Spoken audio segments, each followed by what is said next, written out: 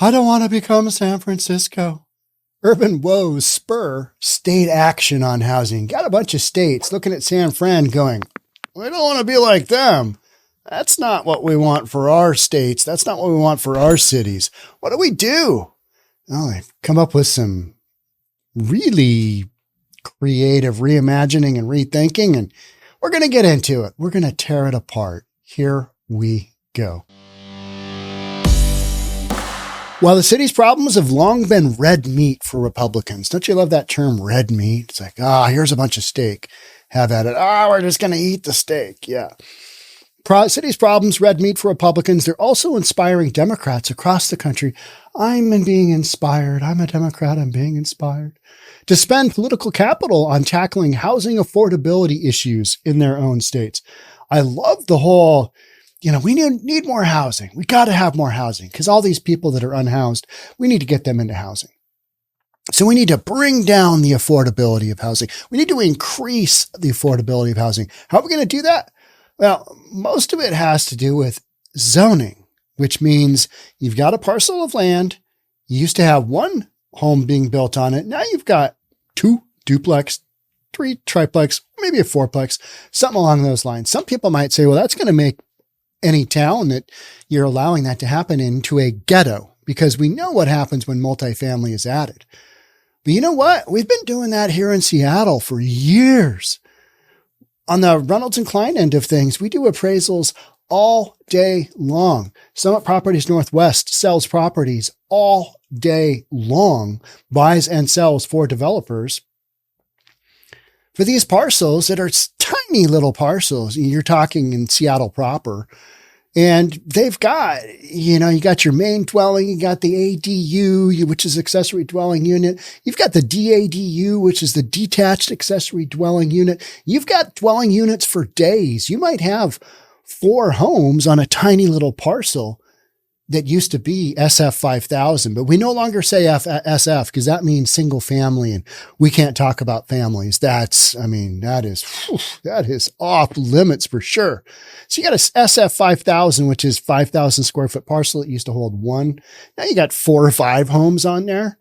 Well, do you think that's really bringing the price down? No, it's not. And here's why. You don't have enough supply to bring the house prices down. Single family new construction housing in Seattle has been the only aspect of the market that I work with that has done well throughout the last year when we've had these interest rates go to the moon. And by that, I mean 7%. So all you old timers are like, that's not the moon. You're right. But relative to where we were at under 3% at 2 3/4, we don't have enough housing. And by increasing the density of the zoning, you're not going to get there. Not even close. We've been in such an undersupply of housing since the Great Recession. We lost a ton of builders. We lost a ton of lenders. We lost everybody in the food chain of building homes.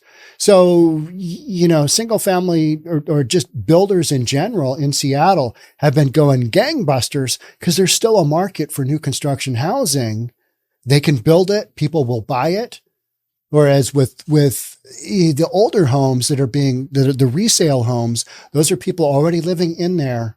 They don't want to sell their home because they've got a 3% mortgage or whatever. They refinance down into a low interest rate mortgage. They don't want to sell and give it up for a 7% mortgage. And this whole notion of increasing the density of your zoning, that ain't going to work. These are ideas thrown out by politicians who have never run any of the, sides of real estate. All right, you increase the density. So what? So now you got 2 homes you're selling for $750,000, not just one. All right. They're attached. I've been doing that for years here in Seattle. I've been doing that for years in San Francisco. Officials in Washington State and Vermont looked at the housing crisis in San Francisco this year and took action to prevent the same thing happening in their states. It's already happened, folks. If you're talking about it, it's already happened. It's just we don't have the utter lawlessness and craziness that San Fran has, the poop on the sidewalk. Don't have that. They effectively banned single-family zoning. Well, yeah, kinda. You still got these growth management acts that have really ratcheted down where you can and can't build. So, this banning single-family. Okay, so now you're going to put in 2 homes. You're already building so few homes relative to the demand that, increasing a little bit of density, it's not going to do it. It's not even going to move the needle, in my opinion. Those new laws are part of a wave of municipal and state efforts to guard against the worst effects of the crunch, already on display in California's 4th largest city as housing costs balloon nationwide since the pandemic. What has increased housing prices more than anything has been regulation and the inability to construct in a rapid manner housing in a lot of these markets. You have ratcheted down the ability to bring more housing units on. Some of that's physical, some of it's geography, but a lot of it is regulation and the risk that these builders have to take, because they like to make money and they're making a crap ton of money, but they also don't want to get overextended. So within the regulations that they're working with the zoning, they're only going to take on what they can, because they get too far extended out. They become the next, developer builder that goes sideways in the next downturn. So solutions to skyrocketing housing costs all take time to have an effect. And that is due to the inelasticity of the supply to demand curve in real estate. Oh, we need more houses? Well, that building construction development phase takes so long that by the time these homes are built, developed, we're in a different market. We're in a different cycle. And that's the way it's been for years and years and years. But officials are considering everything from mandating that that cities zone for greater residential density to allowing duplexes to be built near anywhere statewide. They're scrambling. They're absolutely scrambling. And it's because we just don't have enough houses, and you've had, certain segment of the economy can afford them, and they've just bought them up like wildfire because they make great investments. So if you got a home, you're in luck. If you don't, that's what we're trying to work on is, hey, let's increase some more affordability here. You got economics, and you're going to have an upward battle trying to bring those prices down artificially by working on some kind of zoning deal. They know that if they don't do something, they could end up like San Francisco and California in general, where you've got massive density with rents and home prices that are unaffordable for many residents and intractable waves of homelessness. All right. So this is where I disagree.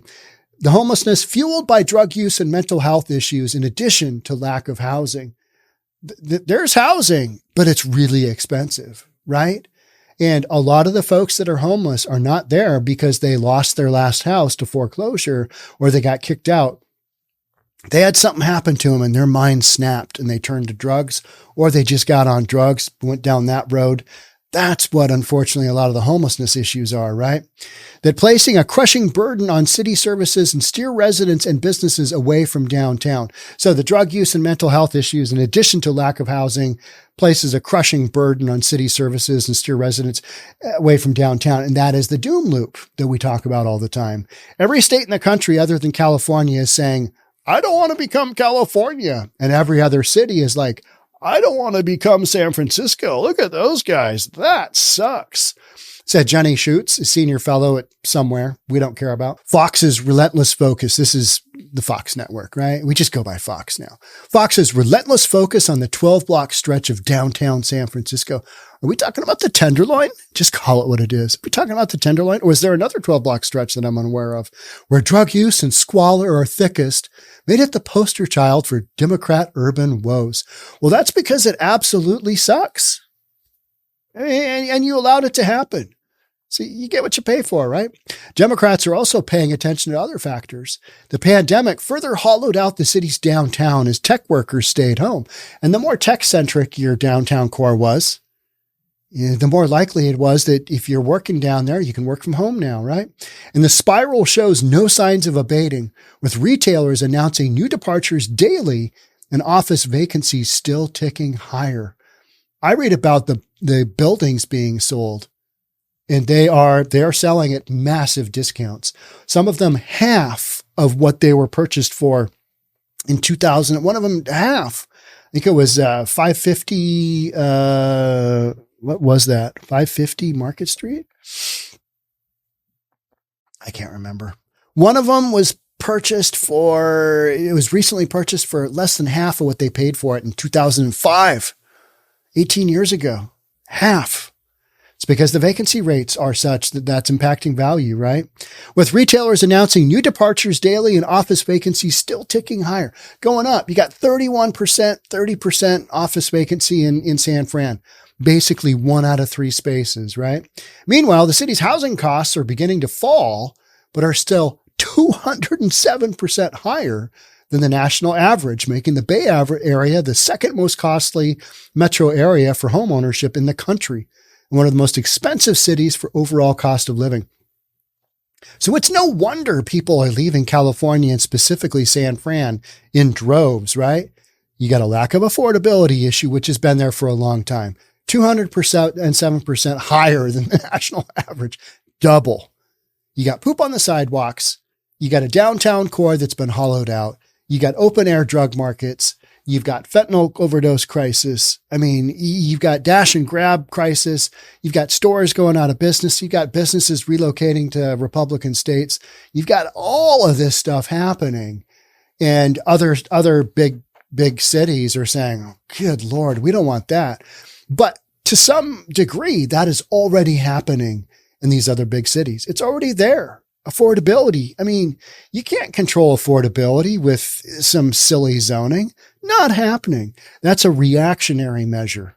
And, the impact it's going to take to make that actually create affordable housing. Good luck with that. Good luck with that. It's just, to me, it's like, what are you even doing? Why are you even going down those roads? You're not going to get there. If we just create some more density. I have people argue with that with me all the time, because intuitively, if you had built one house, but now you can build 4, and if you do that all over the city all at once, it's going to be a damn miracle. But that's not going to happen. Building big tracts of housing doesn't happen in these markets. You don't have the land for it. So you're talking infill, right? You're talking infill, existing little tiny lots that you're building far more dense. Because we're not talking about the burbs. We're not talking about developing the burbs, although they want to try and control the burbs as well. Good luck with that. The burbs are going to go, no, ain't doing that. You take your policy and you shove it. Other factors like health problems and domestic violence can also lead to housing instability. Anything in life can lead to housing instability because you can't control what's going on, and you flip out and you make bad decisions, or you make just decisions that, bad stuff happens to people. But a lack of availability of affordable housing is a primary driver of eviction and ultimately homelessness in a state where 30% of the nation's homeless population lives. Well, you've also got drug tourism. Let's be honest. San Francisco has massive amounts of drug tourism. So does Seattle. So does LA. So does Portland. And you got people that go there because they know there's cheap drugs. There's plenty of them. You can commit crimes. These drugs are no longer illegal. They're legal. You can do whatever the F you want. And, your lifestyle of drugs and stealing from the community, stealing from stores, shoplifting, whatever it is. The whole drug tourism thing is just an indication of, city policy of, let's decriminalize drugs and see what happens. Let's decriminalize shoplifting. That can't be all bad, right? And then they get stuck with this. And now they've got incredibly expensive housing. And they're like, good Lord, our policy is just whacked here. Let's not be California. Let's not be San Fran. Housing affordability is as severe in San Francisco as anywhere in the country, said Ben Betcalf, managing director of Who Cares. There's a direct through line between the number of individuals and households experiencing homelessness and the fact that the rent is too damn high. Yes, but what you're trying to do ain't going to get you there, because people on drugs can't afford rent no matter what. They can't hold down a job. How's spitting that for truth? I mean, period. Well, Sean, we want to help them.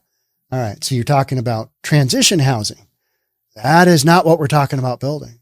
Oh, we just need a lot of housing units. And now you need a bunch of treatment. You need a bunch of treatment because housing or treatment is housing, right? I mean, you've got to have stable housing for people to get going. But this notion of, just put them in a house and they'll be fine, whether it's a tiny house or whatever, just put them in that tiny house and they'll be fine. They'll get off the drugs. I mean, and I understand you do need it, but I think you need massive amounts of concentration on the addiction end of things. And the housing, well, that should be a smaller component. But everybody wants to focus on that because nobody wants to be the one responsible for saying, we need a crap ton of addiction services up in here. Get these people sober, because that's not really what we're doing. We're not even trying to get people sober. We're just trying to get people off the streets because it looks so damn bad. I mean, right? It's all adding up to an alarm bell that Democrats in other states are heeding. They're trying a range of policies, housing, zoning, land use reforms to encourage or even mandate the construction of new homes and greater residential density. All right, you start mandating the construction of new homes. How do you think that's going to go? How do you think that's going to go? What kind of incentives are you going to give to builders to make that happen?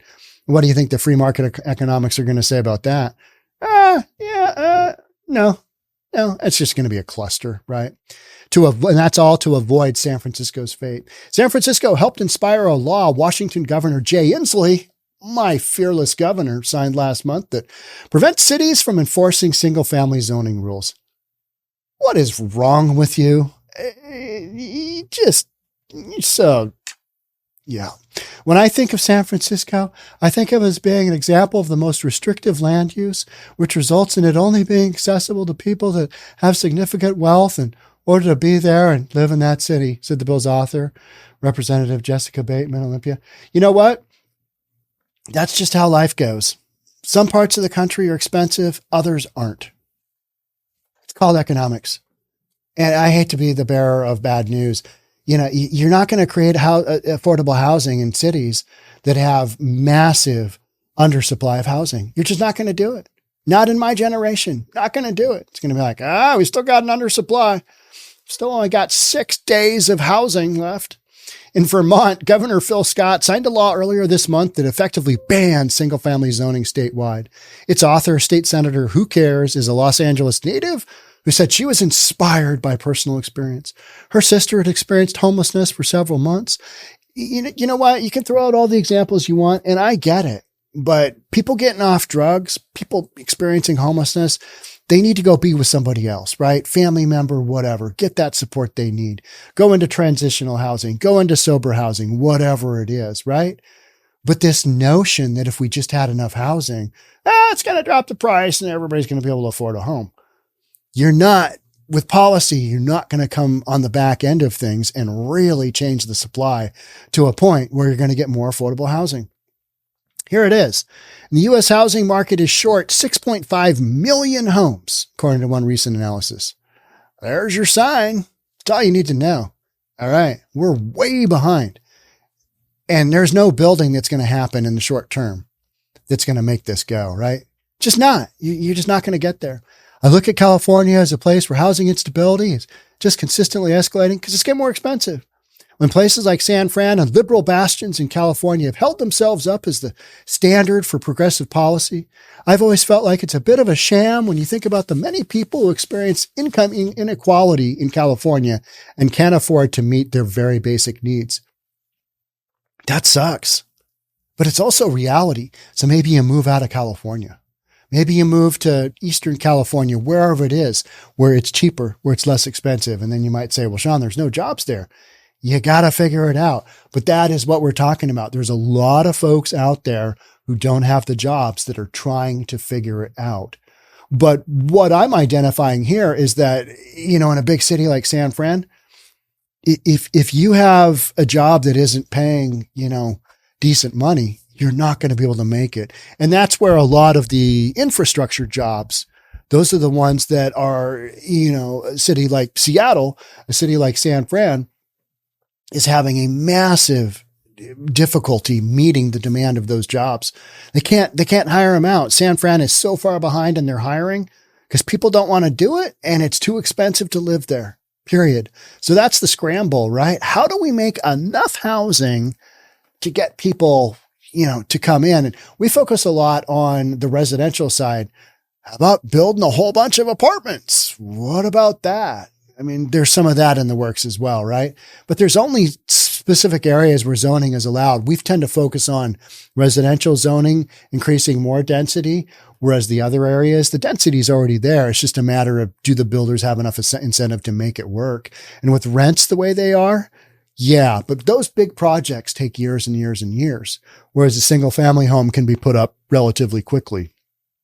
A couple of months, 3 months, if you're banging out tract development housing, right? Sometimes 60 days if those guys are hopping. I don't know if you've ever seen one of those big national builders. Man, they come through and just rip those homes, Pulte homes, something like that. Red states are paying attention too. Montana Republicans took on the issue of rising home prices by appealing to an anti-California sentiment to drum up support for their suite of housing reform bills the GO supermajority passed this year. I got local pushback every step of the way, said Montana State Senator Jeremy Trebus, a Republican who sponsored a housing reform law this session. It doesn't look like the local government have done anything to affect change in any useful way, so I think it was our turn to take a crack at it. Ram Hinsdale said passing this sort of legislature requires taking on moneyed interests that don't want to see change. You know what? You know what it is? You've just got, and then, okay, we got Scott Wiener down here talking about streamlining permits and bringing down some of the red tape to get this housing built. And you've got like Mayor London Breed saying, hey, in order to convert some of these downtown office buildings, this is in San Fran, maybe we need to, cut through some of the bureaucratic tape to allow people to convert this stuff faster. And all that's going to do is just muck things up quicker because, you can't really perform a conversion for most of these properties into what you're talking about. And so this cut the red tape, really? Is that really going to do the trick? No, it's not. But housing affordability has become such an issue that these politicians have to say something, right? They got to come up with something. They got to talk something. And so that's what you're hearing. Oh, you're hearing higher density. Cut the red tape, all this other stuff. Meanwhile, builders are building homes. There's not enough supply. There's more demand. There's less demand right now because interest rates are close to 7% than they were at 3%, 2.75% when things were at the absolute screaming peak. And so, the market just kind of, whether or not you've cut the red tape or increased density, the market does its own things because the builders, they're going to take advantage of increased density if they can because they're going to make more money. So if they could build more houses and build faster, they would. But you've created such regulations that they can't. And the amount of money for building permits in these cities is astronomical. That's why builders are going, big national builders have been in Texas for decades. And they're able to build there because you blow and go a plat, right? You don't have this green space. You don't have this, here's your open area. Here's your dedicated whatever area. You've got thousands of acres of land that used to be just whatever, farmland, whatever. And you cut it up and you blow and go because you've got tons of it to do. Here in Seattle, in San Francisco, you got water on one side, you got mountains on the other, and you're squeezed with what you got. So, big difference. And that is why builders, big national builders are typically, going hard in Republican run states that allow for development to happen at a very rapid rate. That's where they make the most money. They don't come to Washington State. Centex, some of the biggest builders in, the US, they come here and they jump in and out of this market because you just can't scale.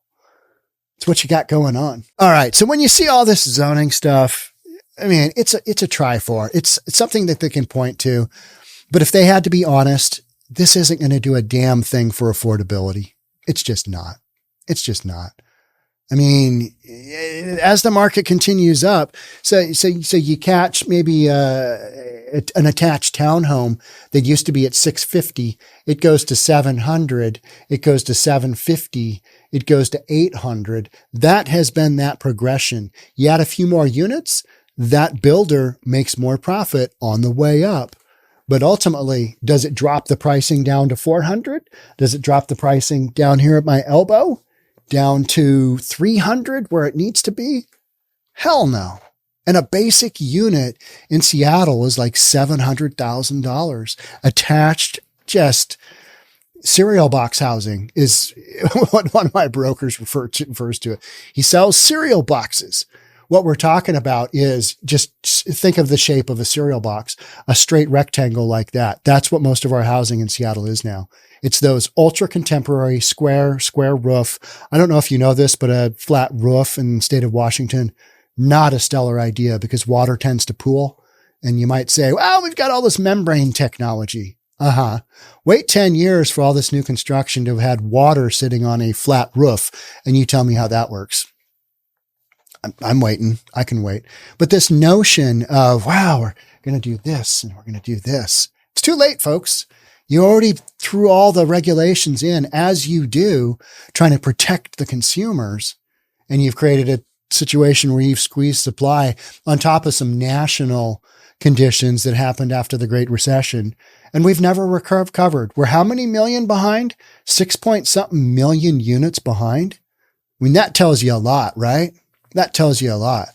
And you don't have the ability to work your way out of that. We're barely the amount of the units that we bring to market and that quickly get absorbed. Nowhere near that in any of these cities collectively. It's not happening. So my thought is good luck, folks. You're talking the big talk, but end results, you show me how this is going to bring down affordability and I'll listen. I'll podcast on it. But until then, don't expect to see any results from this whatsoever. That's my opinion. I've just been doing real estate for like 30 something years, but don't listen to me. You do what you want. I'll hang in there. I'll keep podcasting because you know why? Podcast for days because of policies that just not going anywhere. All right. Thanks so much for being here. Don't forget merch. We got merch, Democrat, Republican, reasonable human being. It's what we're doing. Thanks again for being here. We'll catch up on the next one. Bye for now.